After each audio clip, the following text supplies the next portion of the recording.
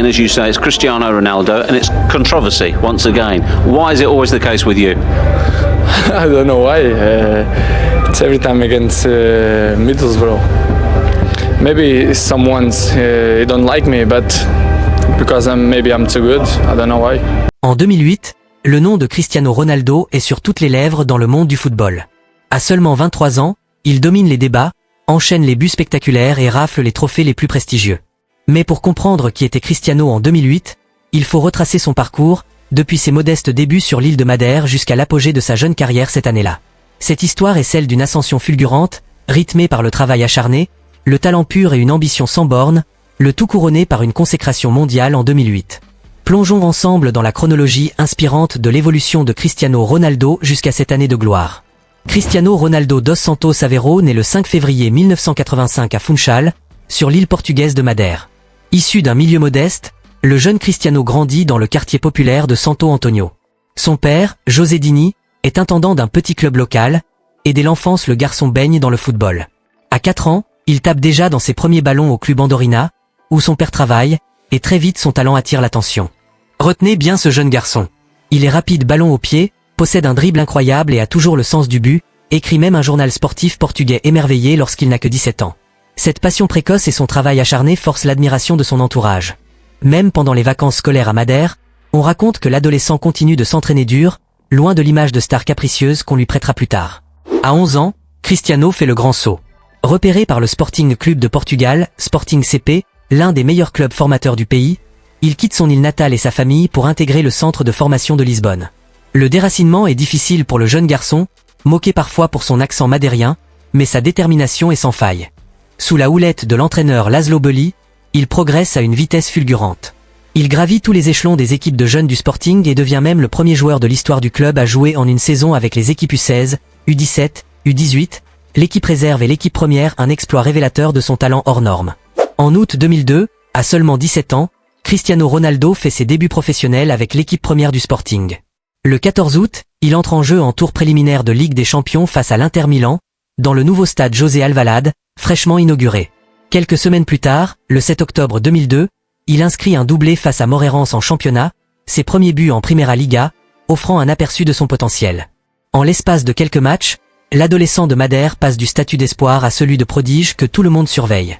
Sporting, réputé pour avoir formé des stars comme Luis Figo ou Paulo Futre, comprend qu'il tient un nouveau joyau. Dès cette époque, les grands clubs européens se positionnent. Arsenal, Liverpool ou encore la Juventus auraient un œil sur le jeune Ronaldo. C'est finalement face à Manchester United que le destin de Cristiano bascule. Le 6 août 2003, lors d'un match amical inaugural du nouveau stade Alvalade 21, Sporting Lisbonne bat Manchester United 3-1. Ce soir-là, le jeune ailier de 18 ans fait vivre un calvaire aux défenseurs mancuniens par sa vitesse et ses dribbles déroutants. Les joueurs de Manchester, éblouis, vont jusqu'à implorer leur manager légendaire Sir Alex Ferguson de le recruter. Ferguson lui-même est sous le charme. Pour lui, Cristiano est l'un des jeunes joueurs les plus excitants qu'il ait jamais vu. Quelques jours plus tard, le 12 août 2003, Manchester United s'attache les services de Ronaldo pour 12,24 millions de livres sterling, faisant de lui à l'époque l'adolescent le plus cher de l'histoire du football anglais. Le jeune homme demande timidement le numéro 28, son numéro au Sporting, mais Ferguson a d'autres plans. Il lui offre le mythique numéro 7 des Red Devils, porté avant lui par des légendes comme George Best, Eric Cantona ou David Beckham. Endosser ce numéro prestigieux est une source de motivation supplémentaire pour Cristiano, bien décidé à se montrer à la hauteur de l'héritage. L'arrivée de Cristiano Ronaldo à Manchester à l'été 2003 fait grand bruit en Angleterre. Le championnat anglais n'avait jamais vu débarquer un joueur portugais aussi jeune pour une telle somme, et la curiosité du public est immense. Ronaldo, du haut de ses 18 ans, ne tarde pas à justifier l'enthousiasme. Le 16 août 2003, à Old Trafford, il fait ses débuts en Premier League contre Bolton. Entré en jeu à l'heure de jeu, le jeune homme renverse le cours du match par ses accélérations et ses gestes techniques. Le public, d'abord intrigué, est vite conquis. Il reçoit une standing ovation pour sa première apparition sous le maillot rouge. Sir Alex Ferguson salue un début merveilleux pour sa nouvelle pépite, confessant qu'il savait que l'entrée de Cristiano allait ajouter de la percussion au jeu de son équipe. Même l'entraîneur adverse, Sam Allardyce, reconnaît avoir vu ce jour-là un joueur d'une autre classe, dont l'entrée a été cruciale. En l'espace de 30 minutes, Ronaldo vient d'éclairer l'Angleterre de son talent. Rapidement, le jeune ailier portugais s'impose comme un spectacle à lui tout seul sur les pelouses anglaises. Il marque son premier but pour Manchester United en novembre 2003 d'un somptueux coup franc en lucarne. Ses dribbles et ses pas de danse-balle au pied font lever les foules, mais lui valent aussi quelques critiques. Une partie de la presse britannique raille ses gris-gris jugés trop extravagants et son jeu parfois individualiste. À 18 à 19 ans, Cristiano est encore un talent brut qui doit gagner en efficacité. George Best, la légende mancunienne à qui on le compare déjà, déclare avec humour « On a souvent qualifié des joueurs de nouveau George Best au fil des ans, mais c'est la première fois que c'est un compliment pour moi. » Aux yeux de Best lui-même, le gamin a quelque chose de spécial. Malgré les critiques sur son style jugé trop ornemental, Ronaldo peut compter sur le soutien de ses coéquipiers plus expérimentés. Le capitaine de l'époque, Gary Neville, voit au-delà des passements de jambes. Ce n'est pas un faiseur de spectacle, c'est du sérieux, affirme-t-il pour défendre le jeune Portugais, convaincu qu'il deviendra un joueur de classe mondiale. Et de fait, les chiffres commencent à lui donner raison. En mai 2004, pour conclure sa première saison, Cristiano offre une prestation de haut vol en finale de la Coupe d'Angleterre, FA Cup. Aligné d'entrée contre Millwall à seulement 19 ans, il ouvre le score d'une tête piquée et illumine le match de ses percées incessantes. Manchester United l'emporte 3-0, offrant à Ronaldo le premier trophée de sa carrière professionnelle. Le jeune homme est élu homme du match de cette finale par de nombreux observateurs, le consultant Alan Hansen le désigne même comme la star du match. Cristiano Ronaldo termine donc sa première saison en Angleterre avec un titre majeur, 6 buts toutes compétitions confondues et l'image d'un diamant à polir. La saison suivante, 2004 à 2005, est une étape d'apprentissage supplémentaire. Ronaldo gagne en temps de jeu, inscrit davantage de buts, mais Manchester United connaît des hauts et des bas. Le prodige portugais séduit par intermittence, alternant le brillant et le brouillon. En sélection nationale, il vit aussi des émotions fortes. Appelé pour l'Euro 2004 à seulement 19 ans, il marque 2 buts dans le tournoi, dont en demi-finale, et dispute la finale avec le Portugal, malheureusement perdu face à la Grèce. Cette défaite à domicile le fait pleurer toutes les larmes de son corps, scène qui touche le public portugais. Ses premières années sont donc formatrices, Cristiano apprend autant dans les victoires que dans les échecs. En septembre 2005, il traverse même une épreuve personnelle difficile avec le décès de son père alcoolique, un drame qui le marquera profondément et renforcera encore sa détermination à réussir. À partir de 2006, Cristiano Ronaldo entame sa mue. Plus fort physiquement, plus mature dans son jeu, il transforme peu à peu son style pour gagner en efficacité. La saison 2005 à 2006 le voit franchir un palier. Il dépasse pour la première fois la barre des 10 buts en une saison et remporte la Coupe de la Ligue anglaise 2006, en inscrivant un but en finale. Mais c'est véritablement lors de la saison 2006 à 2007 que le Portugais explose aux yeux de l'Europe entière. Pourtant, l'exercice débute dans la tourmente. À l'été 2006, Cristiano est conspué en Angleterre après un incident en Coupe du Monde. En quart de finale, face à l'Angleterre, son coéquipier en club Wayne Rooney est exclu après un accrochage, et Ronaldo est accusé d'avoir réclamé le carton rouge et adressé un clin d'œil complice suite à l'expulsion. La presse anglaise le diabolise, les supporters adverses le sifflent copieusement à chaque match de reprise en Premier League. On murmure qu'il pourrait quitter Manchester pour l'Espagne tant la pression est forte. Mais Sir Alex Ferguson le protège et le convainc de rester. Cristiano, au lieu de flancher, transforme les huées en motivation supplémentaire. Sur le terrain, il répond de la meilleure des manières, par des buts, des passes décisives et des performances éblouissantes. La saison 2006 à 2007 de Ronaldo est un véritable festival. Aligné sur l'aile droite de l'attaque mancunienne, il martyrise les défenses par ses accélérations et se montre enfin décisif dans la zone de vérité. Il marque 17 buts en Premier League, 20 toutes compétitions, et délivre de nombreuses passes décisives. Manchester United renoue avec le sommet en remportant le championnat d'Angleterre 2006 à 2007, mettant fin à 3 ans de domination de Chelsea. À titre individuel, Ronaldo rafle tout, il est élu meilleur joueur de Premier League par ses pairs, PFA Players Player of the Year, et meilleur jeune joueur la même année, un doublé inédit depuis 30 ans en Angleterre. Pour couronner le tout, il est également désigné meilleur joueur de la saison par les journalistes, FWA Footballer of the Year. Voilà qui vient récompenser une saison pleine pour le jeune Portugais, meilleur buteur et passeur du club, deuxième meilleur buteur de la Premier League, résume la presse, soulignant l'influence majeure de Ronaldo dans le sacre de United. En Ligue des Champions, Manchester atteint les demi-finales, cédant face au Milan AC de Kaka, mais Cristiano a là encore brillé, inscrivant 3 buts dans la compétition. Désormais, plus personne ne le siffle à Old Trafford, au contraire, Cristiano Ronaldo est devenu l'idole du théâtre des rêves. Le jeune homme, autrefois frêle et moqué, est maintenant un athlète redoutable alliant technique, vitesse et sens du but. Fin 2007, il monte pour la première fois sur le podium du Ballon d'Or, en terminant deuxième du prestigieux trophée derrière le Brésilien Kaka. C'est le signe que Ronaldo n'est plus seulement un grand espoir. Il fait désormais partie des meilleurs joueurs de la planète. Sir Alex Ferguson, qui l'a façonné pendant ces années, confie plus tard. Durant ses 6 années à Old Trafford, on a pu le voir évoluer vers le statut de meilleur joueur du monde. L'élève a appris incroyablement vite, et il est prêt à conquérir le sommet. Arrive alors 2008, l'année de la consécration pour Cristiano Ronaldo. Fort de son expérience et en pleine confiance, il aborde la saison 2007 à 2008 au sommet de son article. Sur les pelouses anglaises, Ronaldo est inarrêtable. Chaque week-end ou presque, il trouve le chemin des filets, parfois d'une manière spectaculaire. Les fans et les médias se souviennent notamment d'un coup franc légendaire inscrit en janvier 2008 contre Portsmouth.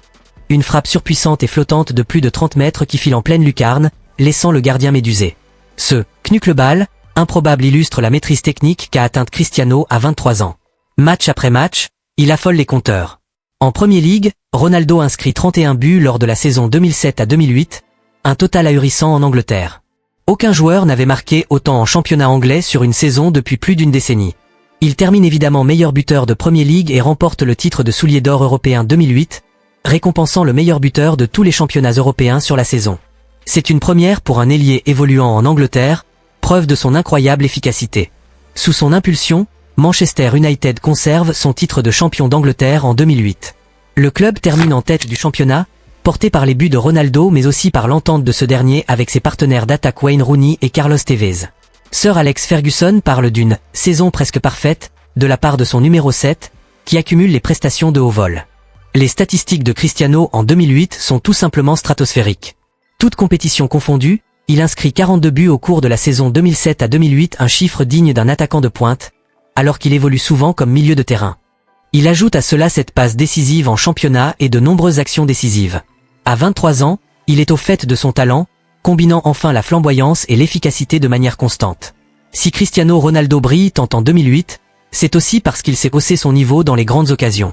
Or, la plus grande scène du football de club, c'est la UEFA Champions League. Et durant la campagne 2007 à 2008, Ronaldo va guider Manchester United jusqu'au sommet de l'Europe. Dès la phase de groupe de la Ligue des Champions, il se montre décisif, marquant 5 buts en 6 matchs. En quart de finale, face à l'AS Roma, il inscrit un but mémorable à l'Olympico, un coup de tête plongeant à l'entrée de la surface, où on le voit s'élever plus haut que tout le monde pour catapulter le ballon au fond des filets. Ce soir-là, même le public romain l'applaudit, impressionné par son détente verticale et son timing parfait. En demi-finale, Manchester affronte le FC Barcelone de Lionel Messi. Ronaldo manque un penalty lors du match aller, preuve que tout ne fut pas simple, mais les Mancuniens se qualifient pour la finale. Cristiano a énormément pesé par son travail offensif et défensif, montrant qu'il n'est plus seulement un dribbleur mais un joueur complet qui se met au service du collectif. Le point d'orgue de cette épopée a lieu le 21 mai 2008, à Moscou, lors de la finale de la Ligue des Champions opposant Manchester United à Chelsea. Sur la pelouse détrempée du stade Loujniki, Ronaldo va d'abord briller. À la 26e minute, il ouvre le score d'une tête magistrale. L'action est emblématique de son évolution. Il démarque sur l'aile gauche, adresse une passe à Wayne Brown puis file dans la surface pour reprendre de la tête le centre de son coéquipier. Sa détente et la précision de son coup de tête laissent le gardien Petrech impuissant. Ce but, en finale de C1, est le 42e et dernier de sa saison. Chelsea égalisera avant la mi-temps, et après un long combat jusqu'en prolongation, la finale se joue au tir au but. Le sort réserve alors à Ronaldo une rude épreuve. Il manque sa tentative lors de la séance de penalty, voyant son tir arrêté par Esch. En bord de touche, Sir Alex Ferguson a le souffle coupé, et Cristiano, qui a emporté son équipe, est effondré en croyant avoir tout gâché. Mais ses coéquipiers rattrapent son erreur. Quelques instants plus tard, Manchester United l'emporte finalement au tir au but, 6-5.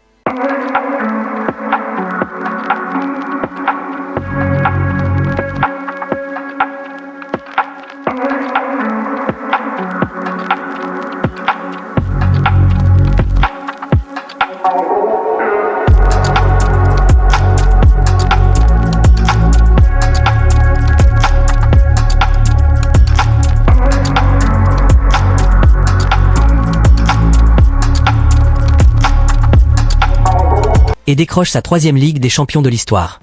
La scène de Ronaldo, en larmes de soulagement sur la pelouse, puis juché sur les épaules de ses coéquipiers avec le trophée, fait le tour du monde. Après la finale, c'était le garçon le plus heureux du monde, racontera Sir Alex Ferguson en parlant de Cristiano. En une soirée, Ronaldo a tout vécu. La gloire d'un but décisif, l'angoisse d'un échec personnel, puis l'extase du triomphe collectif. Avec 8 buts, Cristiano Ronaldo termine meilleur buteur de la Ligue des Champions 2007 à 2008.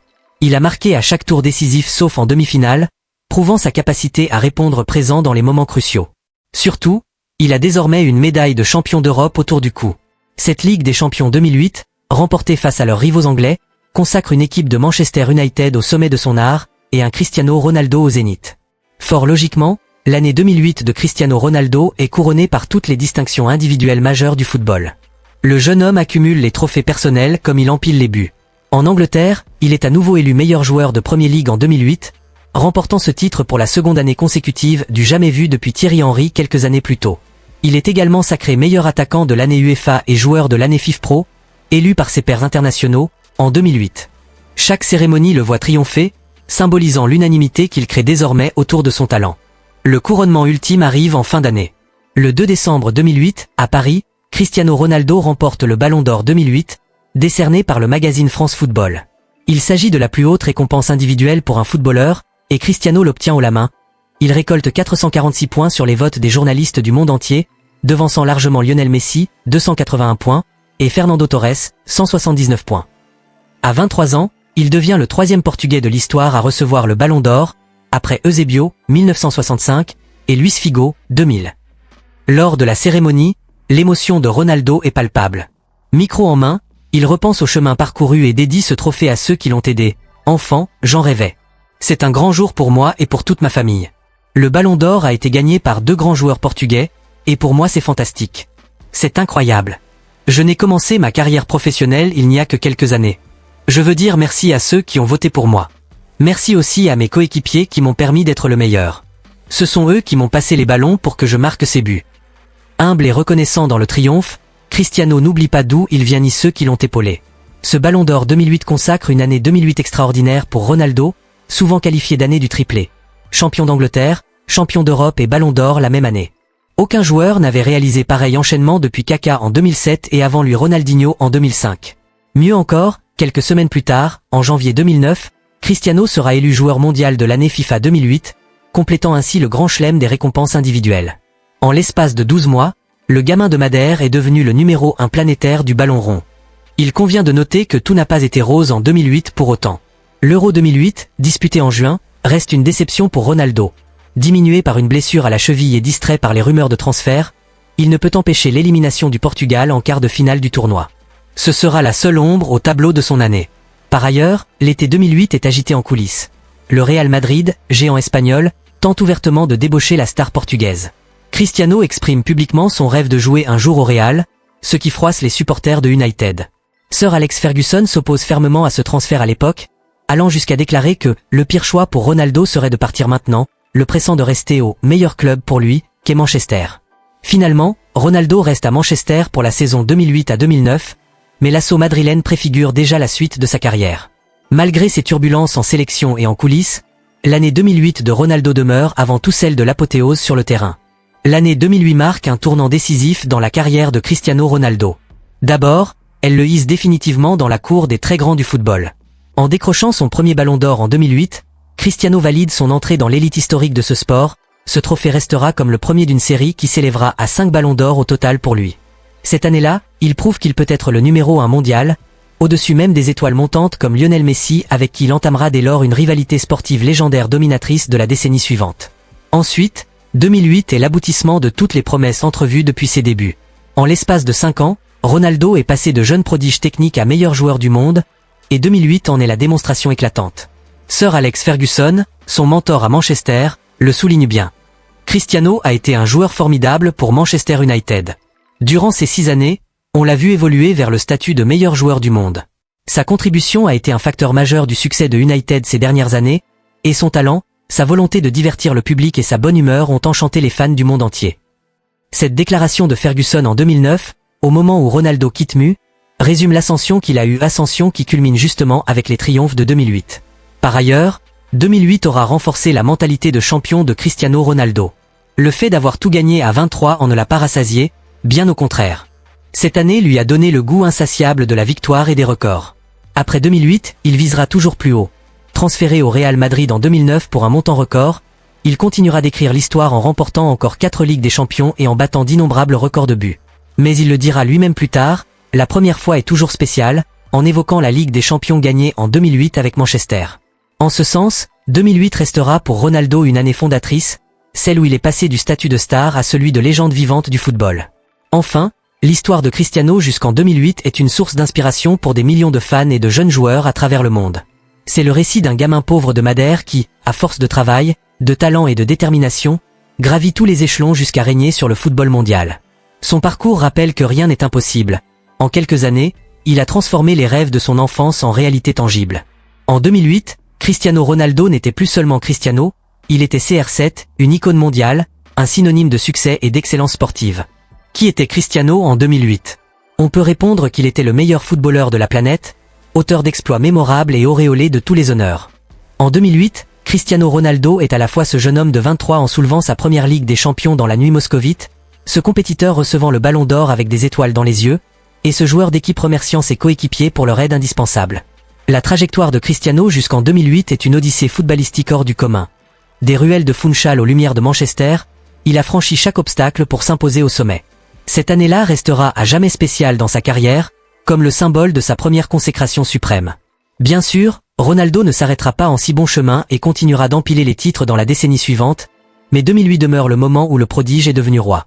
Pour tous les fans de football, 2008 est l'année où Cristiano Ronaldo a véritablement inscrit son nom parmi les légendes. Et si l'on se replonge aujourd'hui dans ses souvenirs, c'est avec admiration que l'on revoit ses buts, ses trophées et son sourire juvénile au soir de ses premiers triomphes.